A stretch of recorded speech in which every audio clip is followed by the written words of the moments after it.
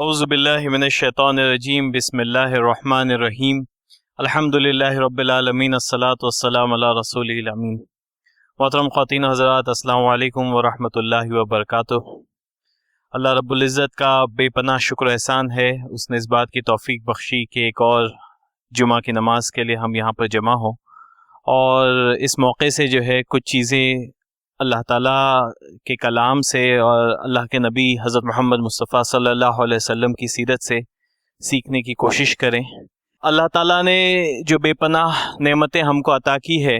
اس میں سے ایک اہم نعمت وہ جو ہے اللہ تعالیٰ نے ہم کو مال کی دی ہے۔ اور اگر مال کی ڈیفینیشن کو اگر ہم تھوڑا سا وسیع کریں تو مال کے ساتھ ساتھ میں جو پراپرٹی، جو کچھ بھی جو ہے مٹیریل چیزیں اللہ تعالیٰ نے ہم کو عنایت کی ہے، جس کے ذریعے سے جو ہے ہماری گزر بسر ہوتی ہے، یہ اللہ تعالیٰ کی جو ہے ایک بہت بڑی نعمت ہم کو اس دنیا میں ملی ہے، جس کے ذریعے سے جو ہے ہم نہ صرف اپنی بنیادی ضروریات پورا کرتے ہیں روٹی کپڑا مکان کی، بلکہ اس کے ذریعے سے جو ہے اپنی خواہشات کو بھی پورا کرتے ہیں۔ تو یہ جو مال اللہ تعالیٰ نے ہمیں عطا کیا ہے، ظاہر سی بات ہے کہ باقی تمام چیزوں کی طرح یہ بھی جو ہے ہمارے لیے کہیں نہ کہیں ایک آزمائش کا سامان ہے۔ اللہ تعالیٰ یہ دیکھتا ہے کہ کس طریقے سے میرا بندہ، میں نے اس کو یہ جو نعمت عطا کی ہے، مال کی، وسائل کی، چیزوں کی، گھر کی، جائیداد کی، کیسے انسان جو ہے ان تمام چیزوں کو استعمال کرتا ہے، کس طریقے سے انسان ان تمام چیزوں کو بروئے کار لاتا ہے۔ کیا وہ اس کے ذریعے سے محض اپنی نفسانی خواہشات کو پورا کرتا ہے، یا پھر اس کے ذریعے سے اپنے آخرت کا سامان بھی وہ جمع کرنے کی کوشش کرتا ہے؟ تو جہاں پر اسلام نے انسان کو زندگی کے ہر گوشے میں رہنمائی کی ہے، زندگی کے ہر پہلو پہ یہ سکھایا ہے کہ کس طریقے سے چلنا چاہیے، تو وہیں پہ مال خرچ کرنے کے تعلق سے بھی اللہ تعالیٰ نے جو ہے ہمیں مختلف ہدایات دی ہے، اور یہ بہت زیادہ ضروری ہے کہ ہم ان ہدایات کو سمجھیں، اور نہ صرف سمجھیں بلکہ اس کو اپنی زندگی میں بھی لانے کی کوشش کریں۔ یہاں پر ہم گفتگو میں اس بات کی کوشش کریں گے کہ جو مختلف نبی صلی اللہ علیہ وسلم کے ذریعے سے اور اللہ تعالیٰ کے کلام پاک کے ذریعے سے ہم کو مال خرچ کرنے کے تعلق سے ہدایات ملتی ہے، اس میں سے کچھ کو جو ہے یہاں پر سمجھنے کی کوشش کریں گے۔ ظاہر سی بات ہے یہ آدھے گھنٹے میں جو ہے ہم تمام چیزوں کا احاطہ نہیں کر سکتے، لیکن کچھ اہم چیزیں جس کی طرف جو ہے اللہ تعالیٰ نے، اللہ تعالیٰ کے نبی صلی اللہ علیہ وسلم نے جو ہے ہماری توجہ مبذول کرائی ہے،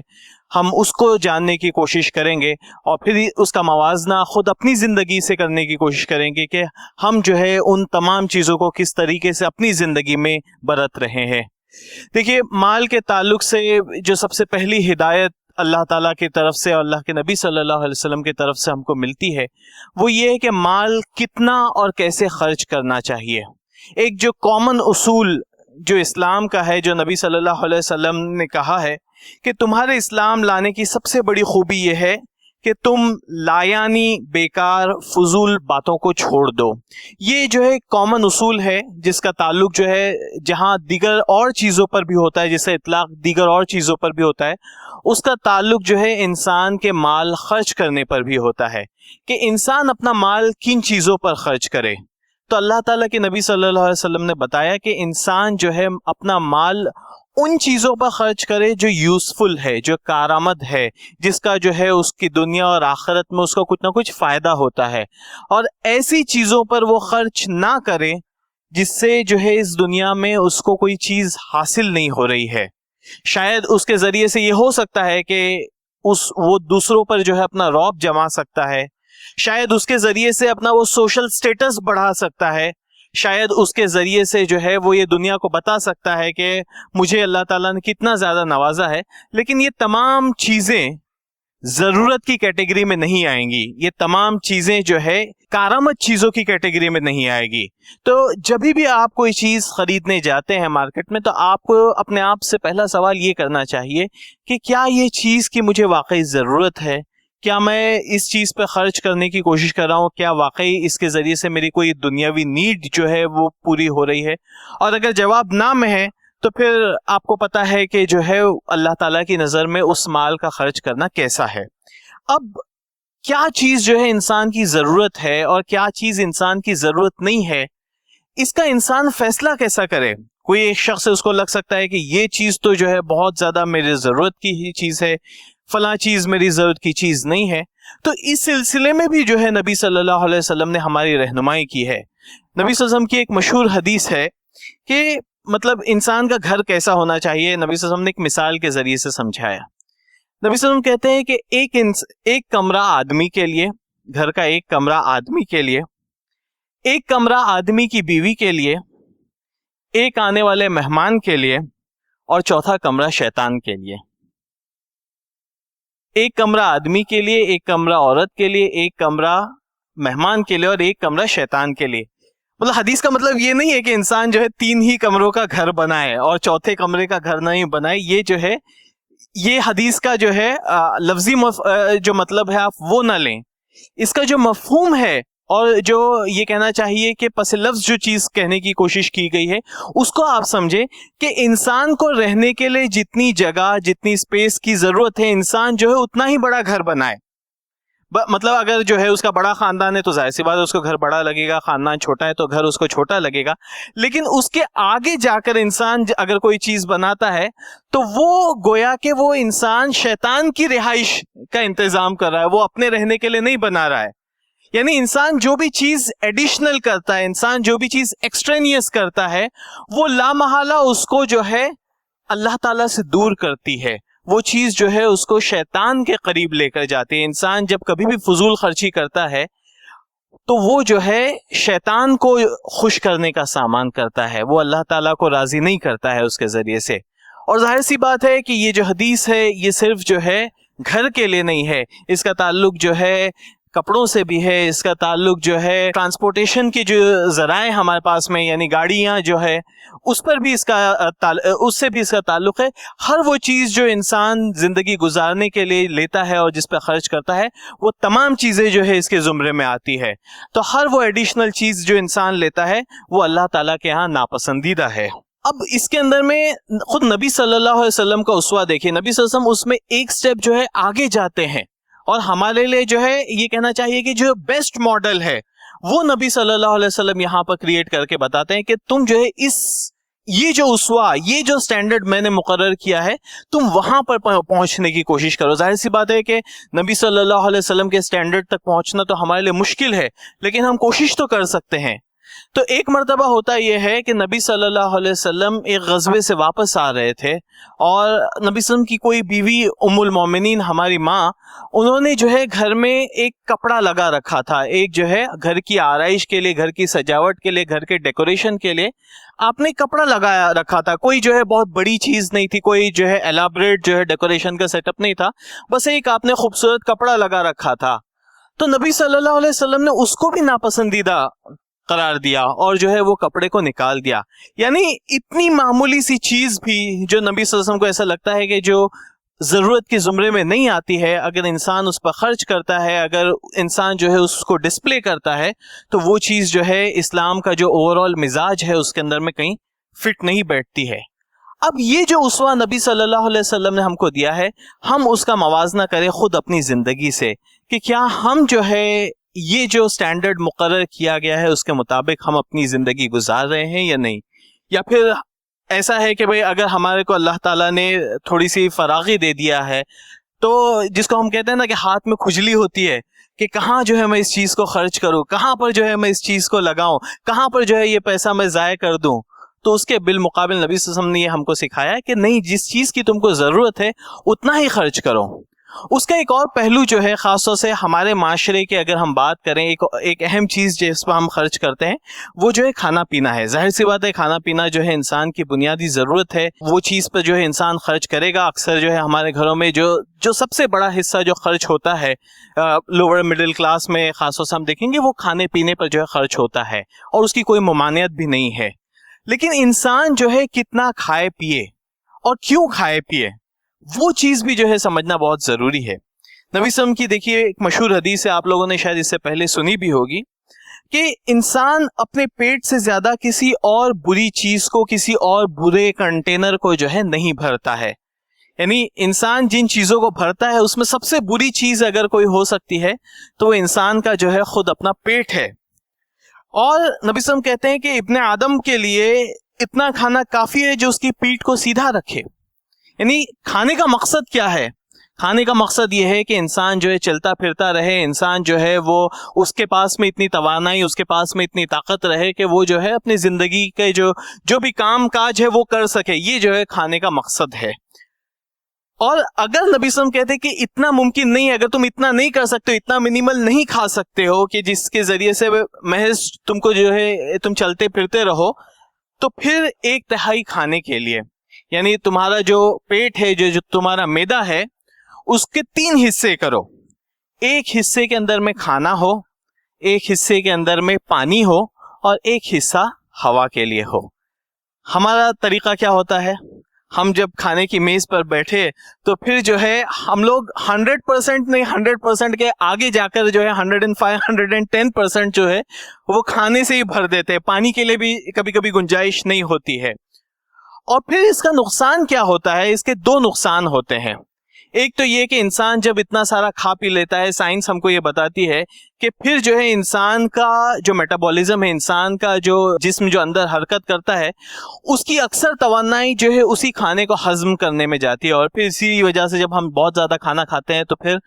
نیند، سستی، کاہلی جو ہے ہم پر طاری ہو جاتی ہے. اور پھر اس کا دوسرا نقصان یہ ہوتا ہے کہ انسان جب اتنا سارا کھا لیتا ہے تو پھر جو ہے اس کی جو لذت ہے وہ کہیں نہ کہیں اسی کے اندر میں رہ جاتا ہے. اور پھر جو ہے زندگی کی جو بڑی چیزیں ہیں، جو بڑے خواب ہیں، جو بڑے یہ کہنا چاہیے کہ گولز ہیں، وہ انسان سے کہیں نہ کہیں کیا ہونے لگتے ہیں؟ دور ہونے لگتے ہیں. تو اس کے لیے جب کنزمپشن کی بات آتی ہے، اور اس میں کھانے کی کنزمپشن کی بات آتی ہے، تو نبی صلی اللہ علیہ وسلم نے سکھایا کہ کتنا جو ہے کھانا چاہیے. اور پھر اس میں یہ بھی سکھایا ہے کہ کھانا جب آپ کھائیں تو ایسا نہیں کہ بالکل حریص بن کے، ندیدے بن کر آپ جو ہے گپ گپ گپ گپ کھاتے جا رہے ہیں. نہیں، کھانے کا جو طریقہ ہے جو نبی صلی اللہ علیہ وسلم نے سکھایا وہ ہے کہ آپ آہستہ آہستہ چبا چبا کر کھائیں. اور اس کے پیچھے بھی سائنس ہے.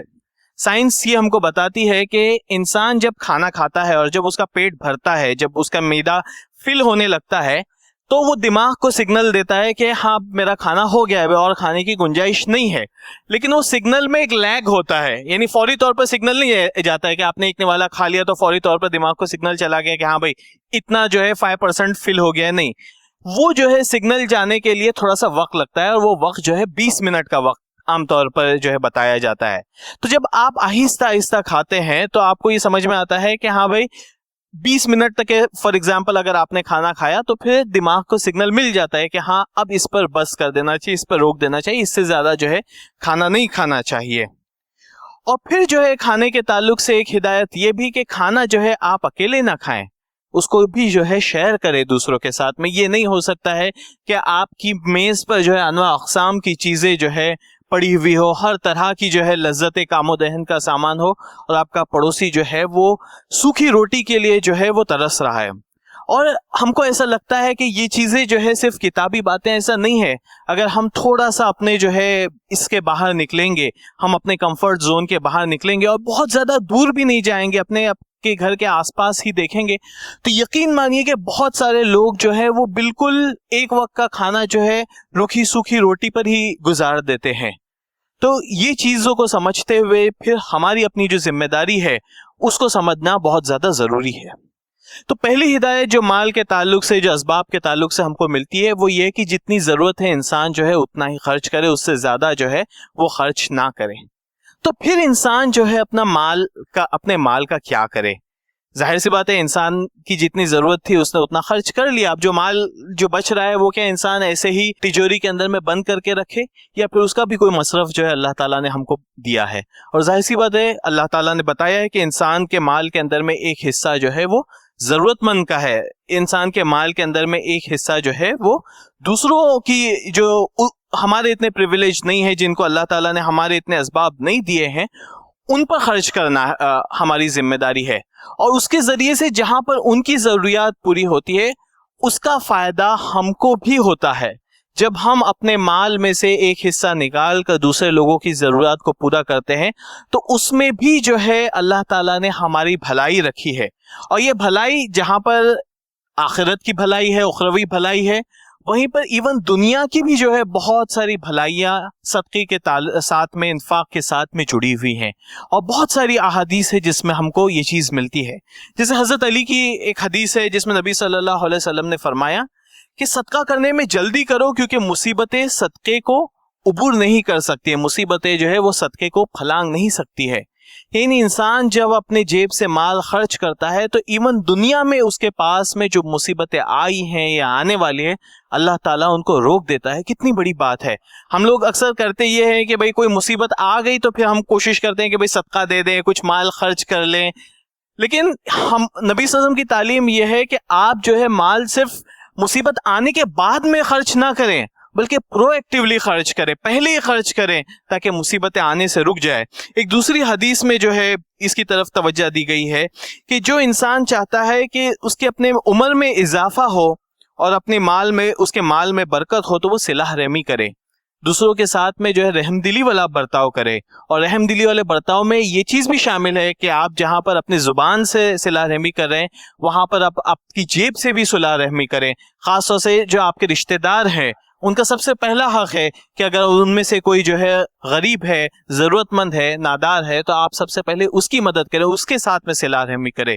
تو اس کے ذریعے سے کیا فائدہ ہوگا؟ آپ کی عمر لمبی ہوگی. ہر انسان یہی چاہتا ہے، ہر انسان یہی چاہتا ہے کہ وہ جو ہے دنیا میں جتنا زیادہ ہو سکتا ہے وہ اتنا زیادہ رہے. تو وہ دو چیزیں اللہ کے نبی صلی اللہ علیہ وسلم نے بتایا کہ اپنی عمر میں اضافہ ہو اور مال کے اندر میں اگر انسان چاہتا ہے کہ برکت ہو اور زیادہ اللہ تعالیٰ اس کو عطا کرے، تو اس کے لیے بہت زیادہ ضروری ہے کہ انسان جو ہے وہ خرچ کرے. اور صدقے کے اور بھی کئی فائدے بتائے گئے ہیں کہ وہ اللہ تعالیٰ کے غصے کو ختم کر دیتا ہے. اور پھر نبی صلی اللہ علیہ وسلم نے یہ بھی کہا کہ اپنے بیماروں کا علاج تم صدقے سے کرو. اگر کوئی شخص بیمار ہو گیا، ظاہر سی بات ہے جو ہم دنیاوی علاج ہے وہ تو کریں گے ہی، لیکن اس کے ساتھ میں جو ہے ایک نبی صلی اللہ علیہ وسلم نے جو نسخہ بتایا ہے وہ یہ ہے کہ تم اپنے مال سے خرچ کرو. اور خرچ کرنے کا یہ مطلب نہیں کہ فوری طور پر اگر تم دے دو، یہ اگر تم اس کی نیت بھی کر لو اور ایک مال نکال کے سائڈ میں رکھ دو تو اس کے ذریعے سے بھی جو ہے تم اپنے بیماروں کی تکلیف کو آسان کر سکتے ہو. پھر صدقہ انسان کیسے کرے؟ تو اکثر ہوتا یہ ہے کہ ہمارے گھروں میں کہ جو چیز کام کی نہیں ہوتی ہے، جو کپڑے خاص طور سے پرانے ہو جاتے ہیں وہ نکالے جاتے ہیں اور پھر وہ دوسرے لوگوں کو دیا جاتا ہے. جو کھانا بچ جاتا ہے وہ کام کرنے والی کو دیا جاتا ہے. یا جو چیز کی ضرورت، جو کھلونوں کی ضرورت نہیں ہوتی ہے بچوں کی، وہ پھر غریبوں کے بچوں میں تقسیم کیے جاتے ہیں. تو یہ طریقہ جو ہے صدقے کا ہم کو نہیں سکھایا گیا ہے. قرآن میں اللہ تعالیٰ فرماتے ہیں کہ تم نیکی کو اس وقت تک نہیں پہنچ سکتے جب تک تم اپنی پسندیدہ چیز اللہ تعالیٰ کے راستے میں خرچ نہ کرو. جو چیز تم کو پسند ہے، جو کپڑا، جو کھلونا، جو مال جو تم کو پسند ہے، جو چیز تم کو عزیز ہے، جب وہ چیز تم اللہ تعالیٰ کی راہ میں خرچ کرتے ہو، اسی وقت جو ہے تم نیکی کے مقام کو، نیکی کے جو ایکسپیکٹڈ مقام ہے اس تک کے جو ہے پہنچ سکتے ہو. تو یہ چیز بھی ضروری ہے. پھر آپ لوگ جانتے ہیں کہ صدقہ کرنے کا جو طریقہ ہوتا ہے وہ اس طریقے سے نہیں ہونا چاہیے کہ آپ دنیا کے اندر میں اس کا اعلان کر رہے ہیں، بلکہ ہم کو یہ تعلیم دی گئی ہے کہ بائیں ہاتھ کو پتہ نہ چلے اگر دائیں ہاتھ نے کوئی چیز کسی کو صدقہ کی ہو. اور پھر صدقے میں جو ہے پرائرٹی کس کو دینا چاہیے؟ تو نبی صلی اللہ علیہ وسلم نے کہا کہ تمہارے مال کو متقی اور پرہیزگار لوگ ہی کھائیں. یعنی اس میں کوشش یہ کرنا چاہیے کہ آپ، ظاہر سی بات ہے ہر ضرورت مند کی تو ہم ضرورت کو پورا نہیں کر سکتے ہیں، لیکن ایسے لوگ جو اللہ تعالیٰ سے قریب تر ہے، جو متقی ہے، پرہیزگار ہے، ان کا یہ سب سے پہلے حق ہے کہ ہم جو ہے ان کی مدد کریں. اور اس میں پھر اللہ تعالیٰ نے فرمایا کہ اپنے صدقات کو احسان جتا کر یا تکلیف پہنچا کر اسے باطل نہ کرو. یعنی تمہارا صدقہ دینا جو ہے وہ باطل ہو جائے گا، اس کی کوئی حیثیت باقی نہیں رہے گی، بلکہ الٹا وہ چیز کہیں نہ کہیں تمہارے لیے عذاب کا موجب بن سکتی ہے. تو جب صدقہ دیں تو کسی کو ایذا نہ پہنچائے، کسی کو جو ہے سخصوص کہہ کر جو ہے اس کے ہاتھ میں پیسے نہ رکھے، بلکہ خوش دلی کے ساتھ میں بغیر احسان جتائے ہم لوگوں کی مدد کریں. یہ جو ہے صدقہ کرنے کا طریقہ ہم کو نبی صلی اللہ علیہ وسلم اور اللہ تعالیٰ نے سکھایا ہے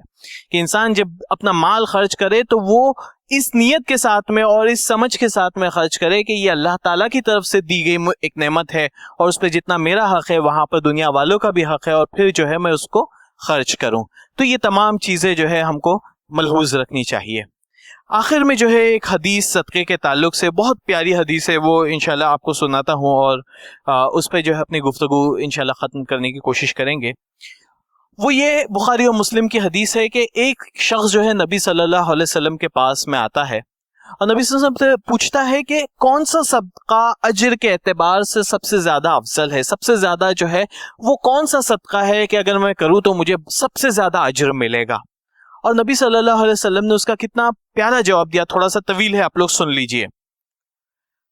سب سے پہلی چیز نبی صلی اللہ علیہ وسلم نے کہی کہ تم صدقہ کرو اس حال میں کہ تم صحیح ہو، تندرست ہو اور توانا ہو۔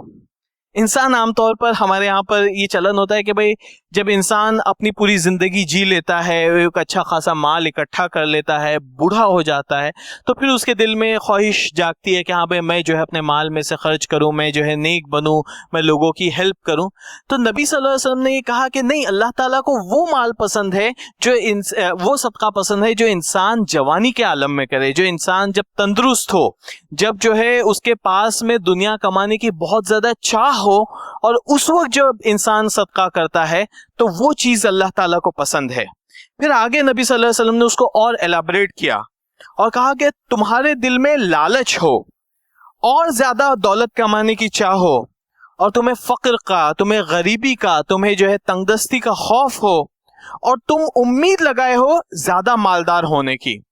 یہ وہ موقع ہوتا ہے جب انسان اگر صدقہ کرے تو وہ اللہ تعالیٰ کے ہاں زیادہ پسندیدہ اور زیادہ قابل قبول ہوتا ہے۔ کہ بھئی جب انسان کے ہاتھ بندھے ہوئے، ہاتھ تنگ ہو، اس کو ڈر لگا ہے کہ ارے میرے پاس میں اتنی کم سیونگز ہیں، اگر ابھی میں پیسہ دوں گا تو پھر میرے پاس میں کتنا بچے گا، آج کا جو ٹائم ہے وہ تو اور زیادہ کمانے کا ٹائم ہے، آج کا ٹائم جو ہے وہ خرچ کرنے کا ٹائم نہیں ہے، اب تو جو ہے میری زندگی شروع ہوئی ہے۔ اور اس وقت انسان جب اگر خرچ کرتا ہے تو وہ صدقہ زیادہ افضل ہوتا ہے، یعنی انسان جب سیونگز کے موڈ میں ہوتا ہے اور اس وقت جو ہے وہ ایکسپینڈیچر کرتا ہے تو وہ چیز زیادہ قابل قبول ہوتی ہے۔ اور اس کے برعکس نبی صلی اللہ علیہ وسلم نے کہا کہ اور تم مہلت نہ دو اور تاخیر نہ کرو یہاں تک کہ آواز نرخرے میں پھنسنے لگے، یعنی تم اتنا ڈیلے مت کرو، اتنا ڈیلے مت کرو کہ جب تک کہ تمہاری آواز نرخرے میں پھنسنے لگے، یعنی تم موت کے قریب پہنچ جاؤ، اور تب تم یہ کہنا شروع کرو کہ یہ فلاں کا ہے، یہ فلاں کا ہے۔ تب تم بانٹنے کے موڈ میں مت آؤ کہ ہاں بھائی اب میرے مال میں سے یہ شخص میں اس کو گفٹ کرتا ہوں، یہ اس کو دیتا ہوں، یہ اس کو دیتا ہوں، کیونکہ یہاں تک کہ اس کو فلاں کا ہونا ہی ہے، تم مر جاؤ گے تو اس کے بعد میں تمہارا مال تو دوسروں کو جانے ہی والا ہے۔ تو وہ ٹائم پر تم بانٹ کر کوئی بہت بڑا کام نہیں کر رہے ہو، تم جو ہے دنیا پر کوئی بہت بڑا احسان نہیں کر رہے ہو کہ ہاں ٹھیک ہے اب میری زندگی تو ختم ہونے والی ہے، چلو یہ فلاں چیز فلاں کو میں دان کر دیتا ہوں، فلاں مسجد کو یہ دے دیتا ہوں، فلاں یتیم خانے کو یہ دے دیتا ہوں، فلاں جو ہے لائبریری پہ میں یہ خرچہ کر دیتا ہوں، اب مجھے ضرورت نہیں رہی ہے۔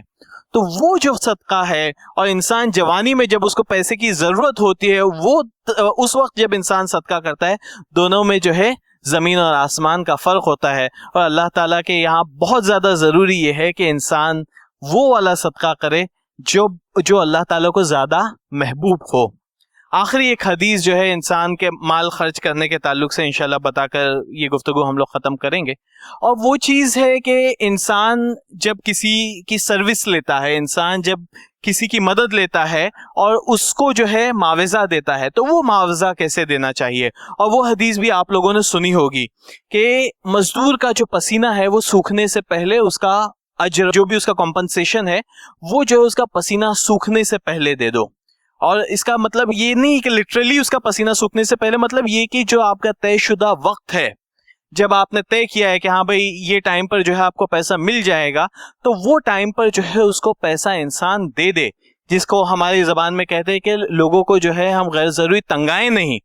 لوگوں کو جو ہے اس بات کے لیے مجبور نہ کرے کہ وہ بار بار آپ کے دروازے پر اور کہے کہ بھائی میں نے تمہارا فلاں کام کیا تھا، میرے کو پیسہ دے دو۔ لوگوں کو جو ہے اس کے لیے مجبور نہ کرے، کیونکہ اس سے انسان کی جو ہے عزت نفس مجروح ہوتی ہے۔ اکثر ہمارے یہاں پر جو لوگوں کا ایٹیٹیوڈ ہوتا ہے کہ گویا کہ وہ احسان کر رہے ہیں، اگر لوگوں کو ان کی کوئی مزدوری بھی دے رہے تو ایک دم احسان کے انداز میں دیتے ہیں اور پھر جو ہے تھکا کر دیتے ہیں۔ تو اس چیز کی بہت زیادہ سخت ممانعت کی گئی ہے، اور یہ کہا گیا کہ اس کا پسینہ سوکھنے سے پہلے تم اس کی اجرت دے دو۔ اور ظاہر سی بات ہے کہ جب مزدور کہتے ہیں تو اس سے مراد صرف وہ مزدور نہیں جو گھر بناتا ہے یا کوئی چھوٹا موٹا مینول کام کرتا ہے، ہر وہ شخص جو آپ کو کوئی نہ کوئی سروس دیتا ہے، آپ کا کام یہ ہے کہ آپ جو ہے وقت پر اس کا اجر اس کو دیں۔ اور پھر اس کے آگے ایک حدیث قدسی ہے جس میں اللہ تعالیٰ فرماتے ہیں کہ قیامت کے دن اللہ تعالیٰ 3 لوگوں کی مخالفت کرے گا، اور اس میں سے ایک شخص وہ ہے جو مزدور کی مزدوری پوری نہیں دیتا۔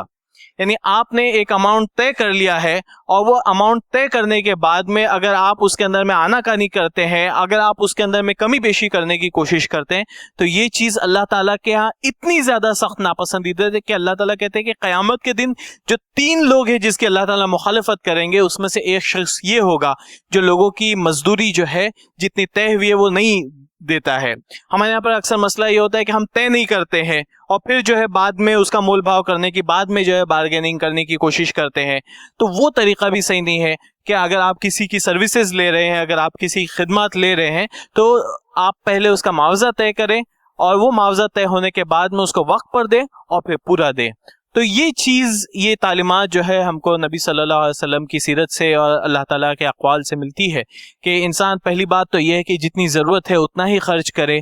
پھر جو مال انسان کے پاس میں بچ رہا ہے وہ جو ہے خرچ کرے، اور ایک ایسے موقع پر، ایک ایسے وقت پر خرچ کرے جب اس کو اور زیادہ ضرورت ہے، اس وقت خرچ کرے، اور پھر اگر وہ کسی کی خدمات لے رہا ہے تو اس کا پورا معاوضہ دے۔ اگر انسان اس طریقے سے اپنے مال کو خرچ کرے گا تو اس کا مال جو ہے اس کے لیے وبال بننے کی بجائے اس کے لیے وہ ایک نعمت ثابت ہوگا، وہ چیز جو ہے اس کے لیے دنیا میں بھی بھلائی دے گا اور آخرت میں بھی اس کے لیے جو ہے اجر کا سامان کرے گا۔ تو اللہ رب العزت سے دعا ہے کہ وہ یہ تمام چیزیں جو یہاں پر ہم نے سنی ہے اس کو اور زیادہ سمجھنے اور اپنی زندگیوں میں لانے کی توفیق عنایت کرے۔ آمین۔ وآخر دعواہم ان الحمد للہ رب العالمین۔